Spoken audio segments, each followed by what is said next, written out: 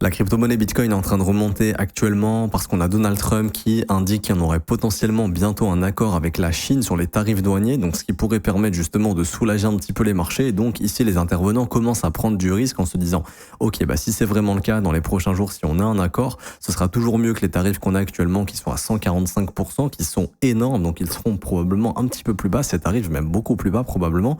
Et donc le marché devra pricer ça et donc le pricer à la hausse. Et donc là, on a déjà les premiers traders qui sont en train de prendre du risque de se dire, OK, on aura un accord et qui se positionnent avant l'accord pour, si jamais l'accord arrive réellement, être déjà dans le train en cas de mouvement haussier. Je sais que c'est un petit peu compliqué à comprendre, mais en gros, le rôle des traders et des investisseurs, c'est d'essayer de savoir ce qui va se passer dans le futur, en tout cas d'essayer à haute probabilité de se mettre du bon côté du mouvement et du bon côté des événements fondamentaux. Et ici, les événements fondamentaux, ce serait du coup un accord commercial entre les États-Unis et la Chine qui redonnerait du jus au marché financier. Et ça, on le voit ce matin avec un Bitcoin qui est déjà en train de remonter au niveau des 80 000 $. On verra si ça va continuer ou pas. Pour le moment, la dynamique reste toujours baissière. Donc l'analyse technique, elle, nous indique que le marché reste toujours baissier et qu'on pourrait éventuellement aller purger le niveau des 74 000 $. Mais sait-on jamais, si un accord est trouvé, il faudra peut-être s'attendre à un short squeeze et potentiellement une continuation haussière. Quoi qu'il en soit, on va suivre tout ça ensemble. N'hésite pas à t'abonner si tu veux qu'on suive ça ensemble.